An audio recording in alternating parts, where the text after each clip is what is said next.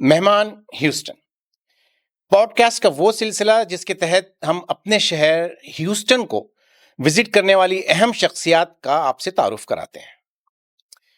ناظرین، American Urdu .tv کے programme مہمان ہیوسٹن کے ایک اور ایپیسوڈ میں ذیشان مرزا کی جانب سے خوش آمدید. آج کے پروگرام میں ہم آپ کی ملاقات ایک ایسی شخصیت سے کرا رہے ہیں جنہوں نے پاکستان کی بیوروکریسی، ڈیجیٹل پالیسی اور سائبر سیکیورٹی جیسے اہم شعبوں میں گراں قدر خدمات انجام دی ہیں. عمار جعفری صاحب نہ صرف ایک سابق اعلیٰ افسر ہیں بلکہ ڈیجیٹل پاکستان 2025 کے ویژنری رہنما بھی ہیں. مہمان ہیوسٹن کی آج کی یہ نشست ان کے تجربات، خیالات اور مستقبل کے امکانات پر مبنی ایک بصیرت افروز نشست ثابت ہوگی. جعفری صاحب، آپ کا خیر مقدم ہے اور السلام علیکم. جی صاحب، آپ کا بہت بہت شکریہ کہ آپ نے مجھے ہیوسٹن کے اندر یہ موقع دیا کہ میں آپ کے ٹی وی کا جو یہ آپ کا چینل ہے اس کے ذریعے میں امریکہ کے لوگوں سے بات کر سکوں اور ڈیجیٹل پاکستان ویژن 2047 کا جو پورا ہم نے اتنے عرصے میں یہ پلان بنایا ہے اس کو ایکسپلین کر سکوں. Thank you.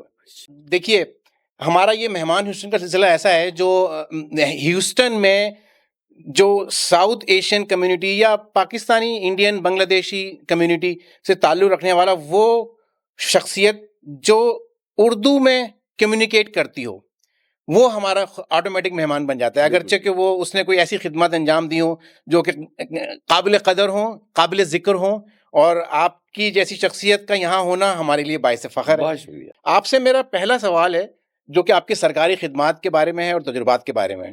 لیکن پہلے یہ بتائیے کہ جعفری صاحب، آپ نے پاکستان کے اعلیٰ بیوروکریسی اور وفاقی تحقیقاتی ادارے FIA میں نمایاں خدمات انجام دی، ایڈیشنل ڈائریکٹر جنرل، اور پھر ہمیں ان تجربات کی روشنی اور لمحات کے بارے میں بتائیں جن کی وجہ سے آپ نے پاکستان کے ایک مستقبل روشن کے ایک ویژنری خیال کو جنم دیا. اچھا، مختصر بات یہ جو گورنمنٹ میں سروس تھی، میں نے کچھ ایسے کام کیے جو بالکل نئے تھے. فار ایگزامپل، پاکستان کے اندر امیگریشن سسٹم تھا وہ مینول تھا، کارڈ بڑے زیادہ تھے.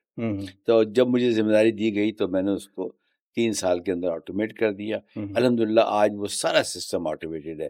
پہلے ایک شخص کو تلاش کرنے کے لیے کب آیا اور کب گیا پاکستان سے، بعد دفعہ 2 ہفتے لگ جاتے تھے. اب اس کا جو ٹائم ہے وہ 10 سیکنڈ ہے. پہلی بات تو دوسری، یہ جو پاسپورٹ ہے آپ کا، یہ پہلے آپ کو پتا ہے مینول تھا. جب یہ MRP بنا، یعنی مشین ریڈیبل پاسپورٹ بنا، تو اس سلسلے میں جو بھی خدمات تھی وہ میں نے اس کے اندر جو میری ہمبل کنٹریبیوشن تھی میں نے وہ. اس کے علاوہ جو ابھی آپ نے ذکر کیا سائبر کی دنیا کا، اس کا آپ کہہ سکتے ہیں کہ اس کا جو کانسیپٹ تھا سائبر کا، اس کا جو پہلا لا آیا تھا ETO، یہ 2002 میں آیا تھا، الیکٹرانک ٹرانزیکشن آرڈیننس، جس کے بعد میں اس زمانے میں FIA میں تھا، کہا گیا کہ اس پہ کام کیا جائے، اور ہوتے ہوتے آج دیکھیں کہ پاکستان الحمدللہ انٹرنیشنل رینکنگ کے اندر سائبر سیکورٹی کے اندر ابھی آپ نے جو ریسنٹلی چیزیں دیکھیں کافی اس میں آگے آ چکا ہے. یہ جو سرکاری خدمات ہوتی ہیں اس کے لیے آپ کو اس کا معاوضہ ملتا ہے، آپ کام کرتے ہیں، سب کچھ ہوتا ہے.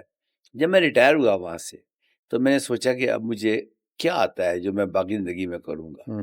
تو جب میں نے اکیلے بیٹھ کے غور کیا تو پتہ لگا مجھے صرف ٹیکنالوجی آتی ہے اور کچھ نہیں آتا. تو پھر میں نے یہ سوچنا شروع کیا کہ پاکستان کو کس چیز کی ضرورت ہے. تو پھر یہ آئیڈیا کنسیو ہوا کہ پاکستان کو ڈیجیٹل پاکستان بنایا جائے. اچھا، یہ ایک دم نہیں ہو گیا، میں نے شروع کیا بتدریج ای ولیج سے شروع کیا، گاؤں میں گیا، وہاں جا کے کام شروع کیا. اس کے بعد ہم نے پاکستان کو شروع کرنے سے پہلے لاہور، کراچی، پشاور پہ کام کیا. اور اس زمانے میں بڑا الیکٹرانک کا بڑا چلتا تھا، ای میل سے شروع ہوا. ای میل شروع ہوا تھا. اچھا، اب اس کے بعد جب ہم آئے تو پاکستان پہ آ گئے.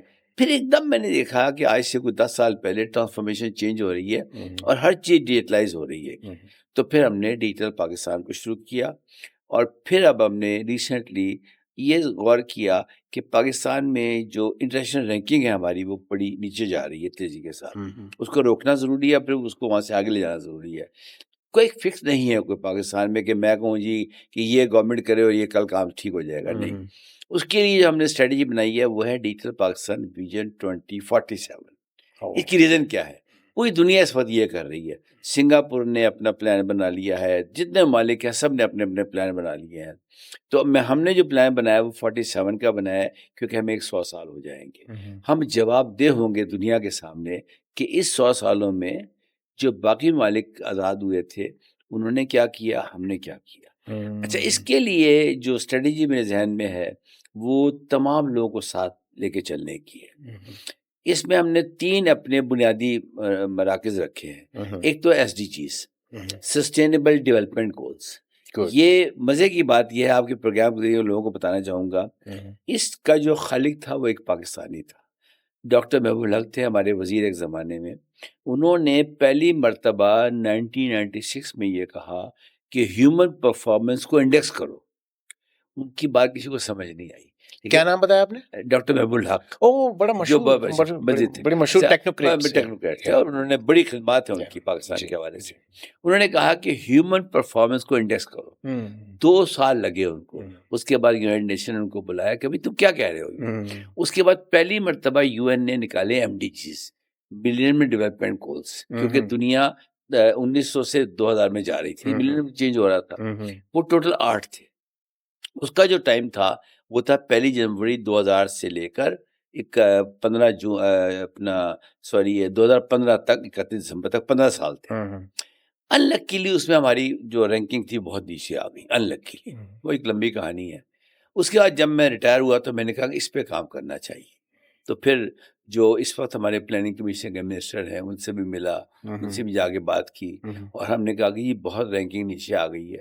اس کے فوراً بعد آگے S D Gs, sustainable development goals. یہ کیا تھے کہ جن ممالک نے ایم ڈی جیز میں اچھی پرفارمنس کی ہے وہ اب اس کو سسٹین کریں گے اگلے 15 سال تک, اور اس کا جو ٹائم ہے وہ 2030 تک کا ہے. اچھا, اب چونکہ اوریجنل کام میں ہماری رینکنگ نیچے تھی تو میں نے سب کو یہ کہا کہ بھائی کوئی تیز سے کام کرو تاکہ کیچ اپ کر سکے. صحیح. اس وقت پوری دنیا ایس ڈی جیز کے اندر ایک مقابلے میں ہے. انلکیلی آج بھی ہماری رینکنگ کوئی اتنی اچھی نہیں ہے, اور مزے کی بات یہ ہے کہ وہ رینکنگ مزید خراب ہو رہی ہے. اس لیے ہمیں سب سے پہلے اس کو روکنے کی ضرورت ہے, پروسیس کو. یہ کیا ہے؟ یہ 17 ایس ڈی جیز ہیں. اس میں تعلیم بھی ہے, صحت بھی ہے, اس میں ساری بیسک ہیومن نیڈز ہیں. ذیشان صاحب, جو چیزیں ہمیں اسلام نے بتائی تھی وہ سب اس میں موجود ہیں. جو ایس ڈی جی 1 اور 2 ہے وہ بھوک اور غربت کے اوپر ہے. 3 جو ہے وہ ہیلتھ کے اوپر ہے. 4 ایجوکیشن کے اوپر ہے. 5 جینڈر بیلنس کے اوپر ہے. 6 جو ہے وہ کلین ڈرنکنگ واٹر کے اوپر ہے. یہ 6 انسان کی بنیادی نیڈز ہیں, تعلیم, صحت, پینے کا پانی, سب چیزیں. اس کے بعد اس کی کراس کٹنگ شروع ہوتی ہیں, جس کے اندر سولر بھی آ رہا ہے, جس کے اندر ڈیسنٹ ورک بھی آ رہا ہے, بے شمار چیزیں, ڈیٹیل میں نہیں جاؤں گا. ایک تو ہم نے اس کو بنیاد بنا لیا. دوسری بنیاد ہم نے بنائی ہے ایمرجنگ ٹیکنالوجیز جو نئی نئی آ رہی ہیں.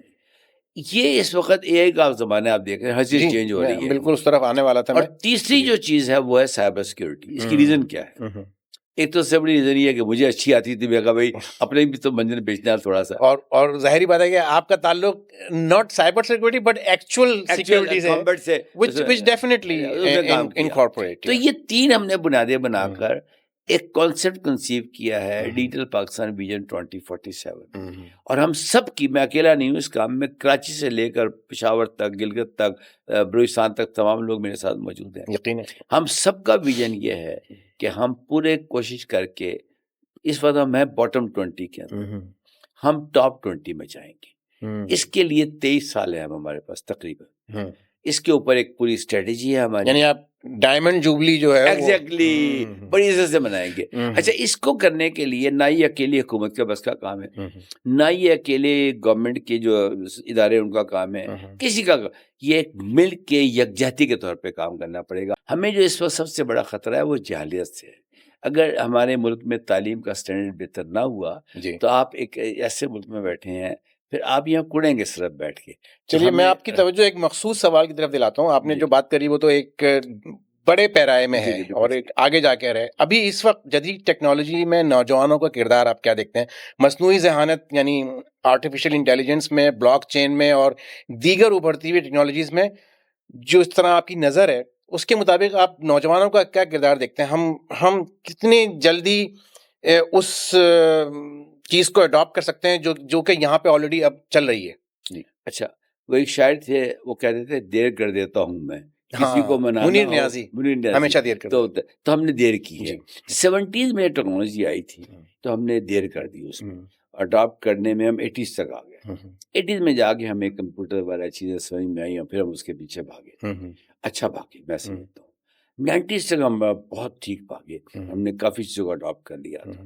لیکن 90s کے بعد ٹیکنالوجی کی اسپیڈ بہت تیز ہو گئی اور ہماری اسپیڈ وہی رہی. پھر ہمارے یہاں بیڈ گورننس، گورنمنٹ کی انوالومنٹس کو پولیٹیکل ایشوز ہے وہ کر کے میں یہ سمجھتا ہوں کہ اب وہ وقت آ گیا ہے کہ ہمیں اس کو آئسولیٹ کر دینا چاہیے. ملک کی گورننس پالیٹکس سے ٹیکنالوجی کو کوئی واسطے ہونا چاہیے. مجھے بتائیے جاپان کے اندر ہر 6 مہینے بعد گورنمنٹ چینج آتی ہے، نیچے پتہ بھی چلتا کسی کو. ہمارے یہاں تو جو ہی گورنمنٹ چینج ہوئی کسی وجہ سے بھی چینج ہوئی تو سارے اس کا بورڈ ٹیکنالوجی پہ آ جاتا ہے گا. پرانے سارے پروجیکٹ بند اور نئے پروجیکٹ کھل جاتے ہیں گے. کوئی نہیں پوچھتا بھائی یہ پرانے پروجیکٹ کیوں بند کیے. جنرل صاحب کا روشنی پروگرام یہی تھا نا جو ہم آج تعلیم کی بات کر رہے ہیں. تو جو کہنے کا مقصد یہ ہے نوجوانوں کو اس وقت یہ کرنا چاہیے فوری طور پہ کہ ان کو نئی چیزیں سیکھنی چاہیے. اچھا، نئی چیز سیکھنے کے 2 طریقے ہیں. ایک تو یہ چیٹ جی پی ٹی اور یہ سب چیزوں سے سیکھیں، وہ ایک مشکل طریقہ ہے کیونکہ لانگ وے وہ چیزیں انگلش میں ہیں. ٹھیک ہے، اب کچھ اردو میں آ گئی ہیں. ہاں اردو میں ہے لیکن وہ اکیڈیمک کہنا چاہیے یا مستعمل اردو نہیں ہے. اچھا وہ ایگزیکٹلی. تو میں یہ سمجھتا ہوں نوجوانوں کو اس وقت فوری طور پہ اپنی استطاعت کے مطابق، کسی کو گرافک ڈیزائننگ آتی ہے وہ سیکھ لے، کسی کو ویب ڈیولپمنٹ آتی ہے وہ سیکھ لے، ایپ ڈیولپمنٹ آتی ہے وہ سیکھ لے. اب آپ نے 3 چیزوں کے نام لیے. آپ نے بلاک چین کی بات کی ہے. بلاک چین کیا چیز ہے؟ اگر میں آپ کو سادے الفاظ میں بتاؤں تو یہ ایک لیجر ہے. میں نے آپ کو 100 روپے دیے، اس میں سے 100 میں سے آپ نے 50 کسی کو دے دیے، اس 50 میں کسی نے 20 کسی کو دے دیے. تو اگر کوئی انکوائری کرنا چاہے کہ عمار جعفری کے 100 روپے کہاں خرچ ہوئے تو بٹن دبائے گا نکل آئے گا. یعنی الیکٹرانک لیجر ہے. پوری دنیا اب جو آج کل بات ہو رہی ہے کرپٹو کرنسیز کی، امریکہ میں دیکھ رہا ہوں یہ سب اس پہ نظام جا رہا ہے. یہ کوئی نئی بات نہیں، یہ بہت پرانی بات ہے. ایک یوں سمجھیے تھے مسٹر ستوشی، انہوں نے 2008 کے اندر پہلا ایک کانسیپٹ پیپر لکھا تھا 2008 کے اندر. اب وہ شخص کو ملا نہیں آج تک مسٹر ستوشی سے، وہ کردار ہے ایک. اچھا، اب اس نے یہ کہا پہلی مرتبہ کہ اگر میں نے ذیشان صاحب کو $100 بھیجے ہیں تو یہ $6 جو ہے یہ بینک کیوں لے رہے گا. یہ بنیاد تھی ان کی کہ انٹرمیڈیٹری کیوں پیسہ لے رہے ہیں، بھائی پیسہ میرا بھیج میں آپ کو رہوں گا. تو اس نے ایک ایسا پلیٹ فارم بنایا جس کے تحت آپ فائنینشیل ٹرانزیکشن کر سکتے تھے. Third party contract. اچھا، وہ کانٹریکٹ آ گیا. پھر یہ بہت اچھا بلاک چین ٹیکنالوجی ہے.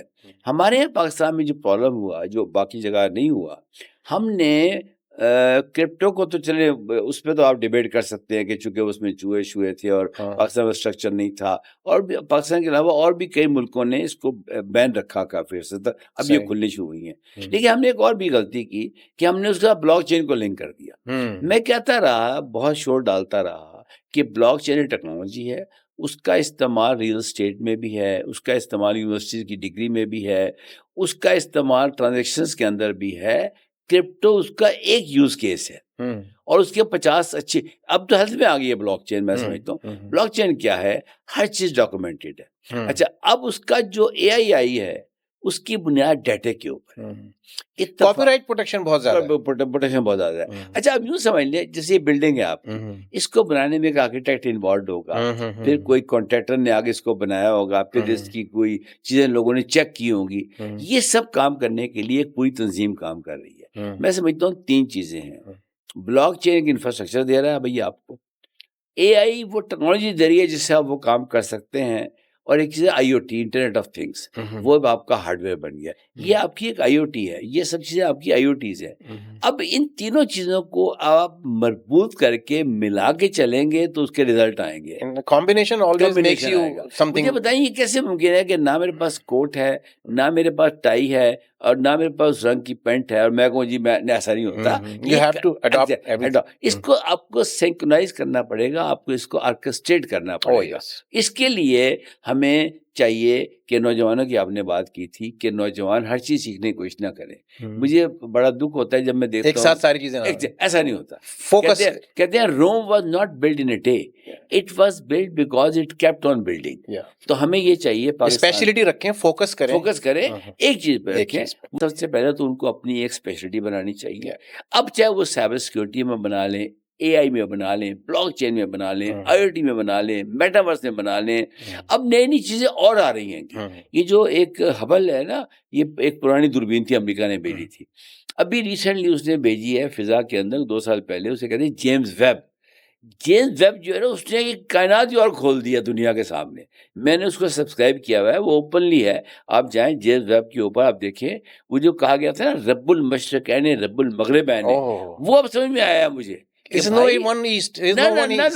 کئی ہے عالم, کئی عالم, رب العالمین کہا گیا, رحمت العالمین کہا گیا. تمہارا عالم ایک ہے ایگزیکٹلی. اور یہ بھی کہا کہ اقرا, اندازہ پڑھ. پہلا سبق ہی یہ ہے کہ سیکھ پڑھ کا مطلب وہ کہا گیا کہ چاہے تم اس کے لیے چین جانا پڑے, بڑی مشہور حدیث پا گیا. تو چین سے مراد تھی دور, کتنا بھی دور جانا پڑے آپ اس چیز کو سیکھیں. تو میں سمجھتا ہوں نوجوانوں کو پہلے اپنے ایک فن کو پکڑنا چاہیے. اب ان کی یونیورسٹی کی ڈگری کسی چیز میں ہو. مزے کی بات یہ ہے ٹیکنالوجی جو ہے وہ اب ہر ایک چیز پہ آ گئی ہے. فار ایگزامپل آپ نے چارٹرڈ اکاؤنٹنسی پڑھی ہے, تو اس میں آپ پڑھیں اے آئی فار چارٹرڈ اکاؤنٹنسی. آپ نے MBBS کیا ہے, آپ پڑھیں اے آئی فار ہیلتھ سروسز. آپ گورنمنٹ میں چلے گئے ہیں اور آپ لگ گئے ہیں جا کے فار ایگزامپل کسی لا انفورسمنٹ میں, آپ پڑھیں اے آئی فار پولیسنگ. یعنی مزے کی بات یہ ہے کہ یہ ایک ایسا ہمارا دھارا بن گیا ہے کہ اس کو آپ کہیں بھی, فار ایگزامپل یہ لائٹ ہے, یہ لائٹ ہر جگہ چلے گی, یہ اندھیرے کو دور کرے گی. تو میں سمجھتا ہوں اس وقت اے آئی, بلاک چین یا اس طرح کی میٹاورس, AR VR جتنی چیزیں ہیں, IoT وغیرہ, یہ اندھیرے کو دور کر رہی ہیں. لیکن اس کے لیے ہمیں بہت زیادہ کام کرنا پڑے گا. جو کرنٹ صورتحال ہے ذیشان صاحب, وہ کوئی اتنی اطمینان بخش نہیں ہے. یقیناً. میرے پاس چیٹ GPT کی طرف سے پوچھا گیا ایک سوال آپ سے پوچھ رہا ہوں. جی کہ آپ نے national response centre for cyber crimes یعنی NR3 کے قیام میں کلیدی کردار ادا کیا. تو اس منصوبے کے آغاز میں آپ کو کن بنیادی چیلنجز کا سامنا کرنا پڑا, ایک چیز, اور دوسری چیز کہ ڈیجیٹل گورننس اور اصلاحات, یعنی گورنمنٹ میں ڈیجیٹائز کرنے کے لیے جو اصلاحات ہیں اس میں سرکاری محکموں کو کن ادوار سے گزرنا پڑے گا, کن مشکلات سے دوچار ہونا پڑے گا؟ اچھا دیکھیے, یہ پروجیکٹ کنسیو ہوا تھا 2002 کے اندر, جب ETO آیا, الیکٹرانک ٹرانزیکشن آرڈیننس آیا. اس کے اندر بینکنگ ٹرانزیکشنز کے اوپر قوانین آئے تھے. چونکہ میں FIA میں تھا تو مجھے بتا دیا گیا اس پہ کام کرنا ہے. اچھا, اس میں سیکشن 35-36 دو سیکشنز تھے کہ جو ایک آدمی عام زندگی میں فراڈ کرتا ہے, اگر وہ فراڈ انٹرنیٹ کے ذریعے کرے گا تو وہی اپلائی ہو جائے گا اس کے اوپر, اور کچھ شکیں اس میں PPC لگائی گئی تھی. جب یہ میں نے کام شروع کیا اور کچھ لوگوں کو اریسٹ کیے فراڈ کے یہ وہ, تو مجھے خیال آیا کہ یار یہ تو اب سارے فراڈ ہی انٹرنیٹ پہ ہوں گے. اچھا, یہ 2002 کی بات میں آپ سے کر رہا ہوں, جہاں پیسہ ہوگا وہیں 23 سال پہلے. تو پھر یہ اس کو میں نے کنسیو کیا. الحمدللہ مجھے اس بات کا فخر ہے اور میں ایک پراؤڈ پاکستانی ہوں کہ اس کو میں نے کنسیو کیا. اس کا نام رکھا NR3C, national response centre for cyber crime, کہ یہ جتنے بھی سائبر کرائم ہوں گے اس کو رسپانس کرے گا. اچھا, اب اس کی 3 شقیں تھیں اس میں.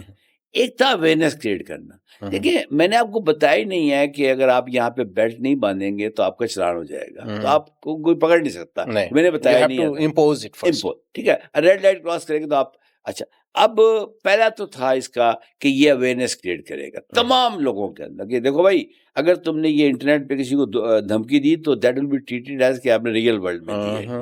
اچھا, اس کے بعد اس کے قوانین ہونے چاہیے کہ کس قانون کے تحت آپ اس کو پکڑیں, جس میں پیکا وغیرہ بعد میں آرڈیننس سارے بنے اس کے اندر. اور تیسری اور اہم چیز یہ کہ جو عدالتیں ہیں ہماری ان کو تیار کیا جائے, کیونکہ دیکھیں FIA تو ایک لا انفورسمنٹ کا ادارہ تھا نا, وہ پروسیکیوشن اس نے جا کے پیش کرنی تھی, آگے تو ججوں کا کام تھا, امپلیمنٹیشن کرانے کا ادارہ ہے. بٹ جو آپ نے کہا سب سے بڑا مسئلہ جو آیا شروع کے اندر وہ یہ آیا کہ لوگوں کو یہ بات سمجھانا کہ انٹرنیٹ پہ کیا ہوا کوئی بھی وہ کام جو عام دنیا میں جرم ہے وہ یہاں بھی جرم پڑے گا, وہ ہو گیا. چلے, اس کے بعد جب وکلا کو کہا گیا کہ اب ظاہر ہے جب FIA گیا کہ جس نے جرم کیا ہے تو دوسری پارٹی آ گئی, ان کو اکثر چیزوں کا پتہ نہیں تھا. تو وہ شروع کا جو تھا اس میں پھر ہم نے نیشنل یہ جو تھی ہماری پولیس اکیڈمی اور جو تھی ہماری جوڈیشل اکیڈمیز, وہاں جا کے ہم نے لوگوں کی اویئرنیس کرائی, سارے کام کرائے. تو وہ ایک خاصا مشکل سٹیج تھا. اس کے بعد امپرومنٹ آنی شروع ہوئی اور پھر قوانین بنے. اب تو ماشاءاللہ پاکستان میں سائبر کے جج ہی علیحدہ بن گئے ہیں, ان کے وکیل علیحدہ بن گئے ہیں اسپیشل. اور دنیا میں ایسی ہوتا ہے کہ جو تو جو آپ کا سوال تھا کیا مشکلات پیش آئیں, تو جو اس کی اڈاپٹیبلٹی تھی وہ ایک بہت بڑا چیلنج, بہت بڑا. لیکن میں سمجھتا ہوں آج پاکستان نے جو رسپانس کیا ریسنٹلی جو آپ دیکھیں واقعات, اس میں بہت اچھی چیز ہے. لیکن میں پھر یہاں ایک کوشچن دینا چاہوں گا اپنے تجربے کی بنیاد پہ کہ اب ہماری جو کیپبلٹی ہے سائبر میں رسپانس کرنے کی وہ اس کو امیڈیٹلی امپروو کرنے کی ضرورت ہے، کیونکہ جو عام جرائم ہوتی ہے نا اس میں تو پیٹرن چینج ہونے کے اندر ٹائم لگتا ہے، لیکن سائبر کی دنیا میں 2 گھنٹے میں پیٹرن چینج ہو جاتے ہیں۔ تو یہ نہ ہو کہ ہمارے جو انفراسٹرکچر ہیں، ہماری جو چیزیں ہیں، کوئی دشمن اس کو نقصان پہنچانے کے لیے کوئی ایسا طریقہ اڈاپٹ کرے، اس کے لیے ہم تیار نہ ہوں۔ اس کے لیے میں سمجھتا ہوں ایک بڑے اچھے کام ہوئے ہیں۔ ہماری ملک کے اندر ایک نیشنل سرٹ بن چکی ہے، سرٹ ہوتی ہے کمپیوٹر ایمرجنسی رسپانس ٹیم، جو کہ پوری دنیا پہ نگاہ رکھتی ہے، لائک سواٹ۔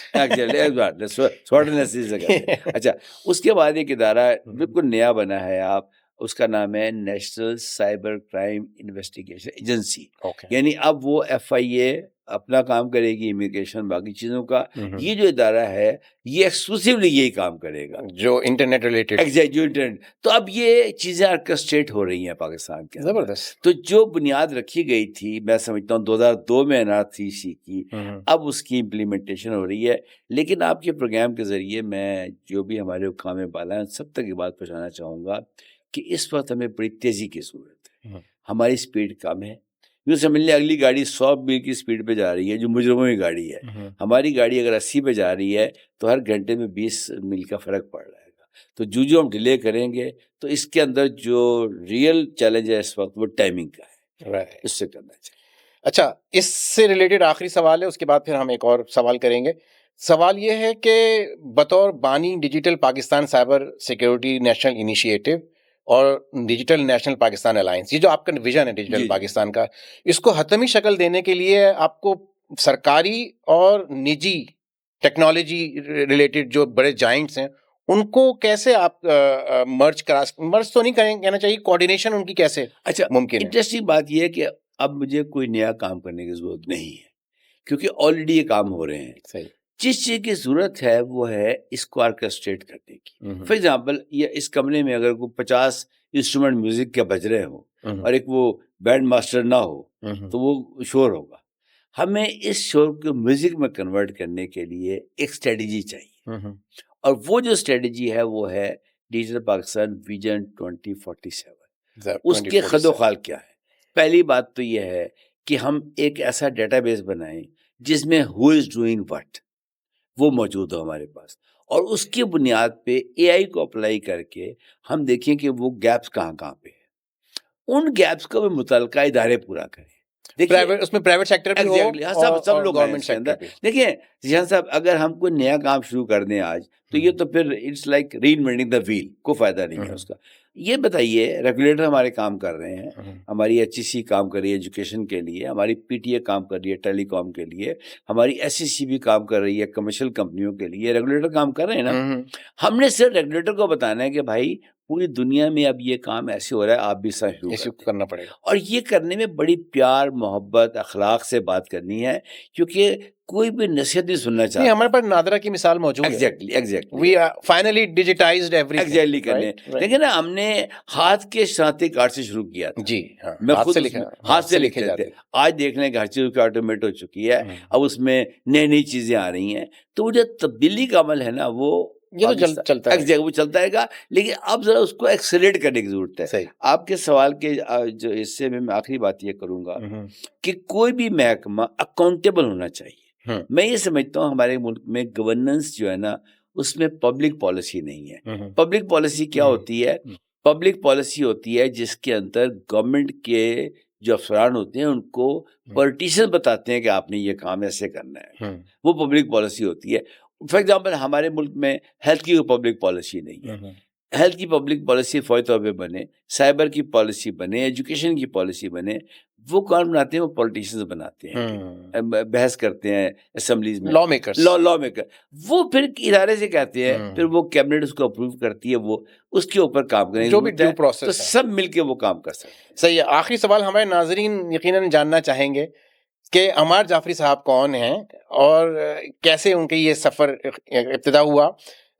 اپنی پیدائش سے بتائیے آپ۔ جی، راولپنڈی میں پیدا ہوا جی، اور گورنمنٹ کالج سے میں نے گریجویٹ کیا، اس کے بعد 20.5 سال کی عمر میں ماسٹرز کر لیا پنجاب یونیورسٹی سے، اور 21 سال کی عمر میں حکومت پاکستان کی نوکری میں آ گیا۔ کیا بات 60 سال تک پتہ نہیں چلا کیا ہوا. جب ریٹائر ہوئے وہاں سے تو سوچا کیا کرے بھائی اب, تو بھائی 60 سال میں تو آدمی بھاگتا دوڑتا رہتا ہے گا, تو بجائے کہ گھر میں بیٹھ کے بیگم کی جھاڑ سننے کے بہتر کچھ کام کیا جائے. تو کام کرنے میں وہ جیسے میں نے کچھ شروع میں کہا تھا, میں نے سوچا مجھے کیا آتا ہے, تو میں نے دیکھا مجھے ٹیکنالوجی آتی ہے. تو پھر میں نے یہ سائبر سیکیورٹی, SDGs اور ایمرجنگ ٹیکنالوجیز کی اپنی کمپنیاں بنائیں, اور آج میں بڑے اعتماد سے کہہ سکتا ہوں کہ میں کسی سے نہ ایک پیسہ لیتا ہوں نہ کسی کو ایک پیسہ دیتا ہوں. میرے چھوٹے چھوٹے پروجیکٹس ہیں جسے ہم CIT سینٹرز قائم کر رہے ہیں ضلعوں کے اندر. CIT stand for centre of information technology. پوری دنیا اب انفراسٹرکچر سے ٹرسٹ کر کے جا رہی ہے انفارمیشن کے اوپر. اب انفو اسٹرکچرز ہوں گے, انفراسٹرکچرز نہیں ہوں گی. جو بڑی بڑی بلڈنگز ہیں, جو بڑی بڑی بن رہی ہیں, اب یہ ایک کمرے میں آ گئی ہیں سب چیزیں, ایک ڈیٹا بیس میں آ گئی ہیں ساری. تو یہ جو ٹرانسفارمیشن ہے انفراسٹرکچر سے انفراسٹرکچر کے اوپر, اس کے اندر میں یہ سمجھتا ہوں میں کہوں گا میں اکیلا نہیں ہوں, بہت بڑی ٹیمز کام کر رہی ہیں میرے ساتھ. اور ہمارا خواب یہ ہے کہ ہم ہر یونین کونسل میں, پاکستان کے اندر ضلع ہیں, صوبے ہیں, اس میں ضلع ہیں, ضلعوں کے اندر یونین کونسلز ہیں. یونین کونسل کیا ہوتی ہے؟ وہ اسمالسٹ یونٹ آف گورننس ہوتی ہے. وہاں گورنمنٹ موجود ہوتی ہے, وہ باقاعدہ ریونیو لیتے ہیں, لوگوں کے کام کرتے ہیں, اس کے الیکشنز ہوتے ہیں, جو بھی آپ کو پتہ ہی ہے سارا. کہنے کا مطلب یہ ہے کہ جو ہماری گورننس ہے نا, اس کو بہتر میں چاہتا ہوں کہ باٹم اپ سے کروں. یہ ٹاپ ڈاؤن سے گورننس ٹھیک ہوتی ہے نا, اس میں بڑا ٹائم لگ جاتا ہے گا. لیکن جو باٹم اپ آپ سے ہوتی ہے نا, کہ آپ پہلے UC میں جائیں, پھر تحصیل میں جائیں, پھر ضلع میں جائیں, وہاں سے آگے چلیں. اور جس طرح میں نے اپنے پروگرام کے شروع میں کہا تھا کہ میں نے 3 چیزوں کو فوکس کیا ہے, کیونکہ جو SDGs ہیں وہ سارے پرابلمس کو ڈیفائن کر رہی ہیں, اور یہ ٹیکنالوجی ہیں ان کے حل نکال رہی ہیں, اور سائبر سیکیورٹی انشور کر رہی ہے کہ یہ سارا کام ایک ایسے ماحول میں ہو جو یہ سیکیور بھی رہے. تو جتنا اللہ نے زندگی باقی دی ہے, انشاءاللہ اب کوشش یہ ہوگی کہ ہر سال آپ کے پاس آؤں. میں یہی پوچھنے والا تھا کہ اب تو ہر سال پاکستان آپ کے پاس آؤں, اور جو کچھ وہاں کر رہا ہوں وہ یہاں کروں, اور یہاں جو پاکستانی ہیں ان کو یہ بتاؤں کہ بھائی ادھر بھی دھیان کرو. جعفر صاحب, مہمان ہیوسٹن کی ٹیم اور American-Urdu.tv کی طرف سے آپ کا تہہ دل سے شکریہ, بہت, اور انشاءاللہ اگلی ملاقات میں آپ سے دوبارہ ہوں گے. ناظرین, بہت بہت شکریہ آپ کا ہمارے ساتھ جڑے رہنے کا, اور اسی طرح ہمارے ساتھ ہمارے باقی پروگراموں دیکھتے رہیے. ہمارے American-Urdu.tv کو YouTube پر سبسکرائب کریں, اور دیگر سوشل میڈیا کے چینل پر بھی سبسکرائب کریں, اور اس طرح کی مختلف پروگراموں سے آپ کا تعارف ہوتا رہے گا.